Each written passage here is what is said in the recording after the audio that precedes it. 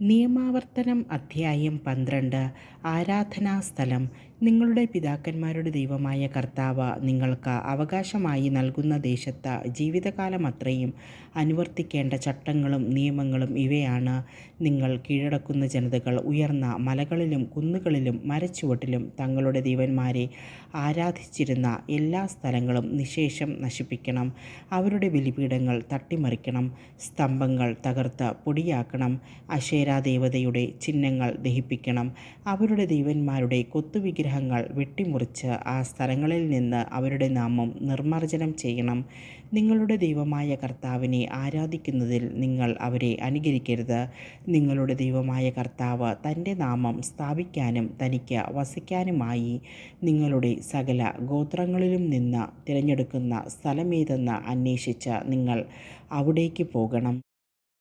നിങ്ങളുടെ ദഹനബലികളും മറ്റു ബലികളും ദശാംശങ്ങളും നീരാഞ്ജനങ്ങളും നേർച്ചകളും സ്വാഭീഷ്ട കാഴ്ചകളും ആടുമാടുകളുടെ കടിഞ്ഞൂൽ ഫലങ്ങളും അവിടെ കൊണ്ടുവരണം. നിങ്ങളുടെ സകല പ്രവൃത്തികളിലും നിങ്ങളുടെ ദൈവമായ കർത്താവ് നിങ്ങളെ അനുഗ്രഹിച്ചതിനാൽ നിങ്ങളും കുടുംബാംഗങ്ങളും അവിടെ വെച്ച് നിങ്ങളുടെ ദൈവമായ കർത്താവിൻ്റെ മുൻപിൽ അവ ഭക്ഷിച്ച് സന്തോഷിക്കണം. ഇന്ന് ഓരോരുത്തരും താന്താങ്ങൾക്ക് ഇഷ്ടമുള്ളത് പ്രവർത്തിക്കുന്നത് പോലെ അന്ന് നിങ്ങൾ ചെയ്യരുത്. എന്തുകൊണ്ടെന്നാൽ ഇതുവരെ നിങ്ങൾ നിങ്ങളുടെ വിശ്രമസ്ഥാനത്ത് നിങ്ങളുടെ ദൈവമായ കർത്താവ് നിങ്ങൾക്ക് അവകാശമായി നൽകുന്ന ദേശത്ത് എത്തിച്ചേർന്നിട്ടില്ല. നിങ്ങൾ ജോർദാൻ കടന്ന് നിങ്ങളുടെ ദൈവമായ കർത്താവ് നിങ്ങൾക്ക് അവകാശമായി നൽകുന്ന ദേശത്ത് വാസമുറപ്പിക്കും. അപ്പോൾ തൻ്റെ നാമം സ്ഥാപിക്കാനായി നിങ്ങളുടെ ദൈവമായ കർത്താവ് ഒരു സ്ഥലം തിരഞ്ഞെടുക്കും. ഞാൻ നിങ്ങളോട് കൽപ്പിക്കുന്നവയെല്ലാം നിങ്ങളുടെ ദഹനബലികളും മറ്റു ബലികളും ദശാംശങ്ങളും നീരാഞ്ജനങ്ങളും കർത്താവിന് നേരുന്ന എല്ലാ ഉത്തമ വസ്തുക്കളും അവിടെ കൊണ്ടുവരണം. നിങ്ങളുടെ ദൈവമായ കർത്താവിൻ്റെ മുൻപിൽ നിങ്ങളും നിങ്ങളുടെ പുത്രന്മാരും പുത്രികളും ദാസന്മാരും ദാസികളും നിങ്ങളുടെ നഗരങ്ങളിൽ വസിക്കുന്ന ലേവ്യരും സന്തോഷിക്കണം. നിങ്ങൾക്കുള്ളതുപോലെ ലേവ്യർക്ക് സ്വന്തമായി ഒരു ഓഹരിയും അവകാശവുമില്ലല്ലോ. തോന്നുന്നിടത്തൊക്കെ നിങ്ങൾ ദഹനബലി അർപ്പിക്കരുത്.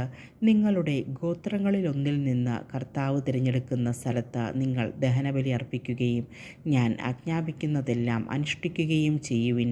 നിങ്ങളുടെ ദൈവമായ കർത്താവ് നൽകിയിരിക്കുന്ന അനുഗ്രഹങ്ങൾക്കനുസരിച്ച് നിങ്ങളുടെ നഗരങ്ങളിൽ മൃഗങ്ങളെ കൊന്ന ഇഷ്ടാനുസരണം ഭക്ഷിച്ചു കൊള്ളുവിൻ. കലമാനിനെയും പുള്ളിമാനിനെയും എന്ന പോലെ ശുദ്ധർക്കും അശുദ്ധർക്കും അത് ഭക്ഷിക്കാം. രക്തം മാത്രം ഭക്ഷിക്കരുത്. അത് വെള്ളം കണക്കെ നിലത്തൊഴിച്ച് കളയണം. ധാന്യം, വിത്ത്, എണ്ണ ഇവയുടെ ദശാംശം, ആടുമാടുകളുടെ കടിഞ്ഞൂൽ, നേരുന്ന നേർച്ചകൾ, സ്വാഭീഷ്ട കാഴ്ചകൾ, മറ്റ് കാണിക്കകൾ എന്നിവ നിങ്ങളുടെ പട്ടണങ്ങളിൽ വെച്ച് ഭക്ഷിക്കരുത്. എന്നാൽ നിങ്ങളുടെ ദൈവമായ കർത്താവ് തിരഞ്ഞെടുക്കുന്ന സ്ഥലത്ത് അവിടുത്തെ സന്നിധിയിൽ വെച്ച് അവ നിങ്ങളും നിങ്ങളുടെ പുത്രന്മാരും പുത്രികളും ദാസന്മാരും ദാസികളും നിങ്ങളുടെ നഗരങ്ങളിൽ വസിക്കുന്ന ലേവ്യരും ഭക്ഷിക്കണം. നിങ്ങളുടെ എല്ലാ പ്രവൃത്തികളെയും പറ്റി നിങ്ങൾ ദൈവമായ കർത്താവിൻ്റെ മുൻപാകെ സന്തോഷിച്ചു കൊള്ളുവിൻ. നിങ്ങൾ ഭൂമിയിൽ വസിക്കുന്നിടത്തോളം കാലം ലേവ്യരെ അവഗണിക്കരുത്. നിങ്ങളുടെ ദൈവമായ കർത്താവ് തൻ്റെ വാഗ്ദാനമനുസരിച്ച് നിങ്ങളുടെ ദേശം വിസ്തൃതമാക്കുമ്പോൾ നിങ്ങൾക്ക് മാംസം കഴിക്കാൻ ആഗ്രഹമുണ്ടാകുമ്പോൾ ഇഷ്ടം പോലെ ഭക്ഷിച്ചു കൊള്ളുവിൻ. നിങ്ങളുടെ ദൈവമായ കർത്താവ് തൻ്റെ നാമം സ്ഥാപിക്കാൻ തിരഞ്ഞെടുത്ത സ്ഥലം വിദൂരത്താണെങ്കിൽ ഞാൻ ആജ്ഞാപിച്ചിട്ടുള്ളതുപോലെ ദൈവം നിങ്ങൾക്ക് തന്നിരിക്കുന്ന ആടുമാടുകളെ കൊന്ന് നിങ്ങളുടെ പട്ടണത്തിൽ വെച്ച് തന്നെ ഇഷ്ടാനുസരണം ഭക്ഷിച്ചു കൊള്ളുവിൻ. കലമാനിനെയും പുള്ളിമാനിനെയും എന്നതുപോലെ ശുദ്ധനും അശുദ്ധനും അവ ഭക്ഷിക്കാം. ഒന്ന് മാത്രം ശ്രദ്ധിക്കുവിൻ, രക്തം ഭക്ഷിക്കരുത്. രക്തം ജീവനാണ്. മാംസത്തോടൊപ്പം ജീവനെയും നിങ്ങൾ ഭക്ഷിക്കരുത്. നിങ്ങളത് ഭക്ഷിക്കരുത്. ജലമെന്നതുപോലെ നിലത്തൊഴിച്ച് കളയണം. നിങ്ങളത് ഭക്ഷിക്കരുത്. അങ്ങനെ കർത്തൃസന്നിധിയിൽ ശരിയായത് പ്രവർത്തിക്കുമ്പോൾ നിങ്ങൾക്കും നിങ്ങൾക്ക് ശേഷം നിങ്ങളുടെ സന്തതികൾക്കും നന്മയുണ്ടാകും.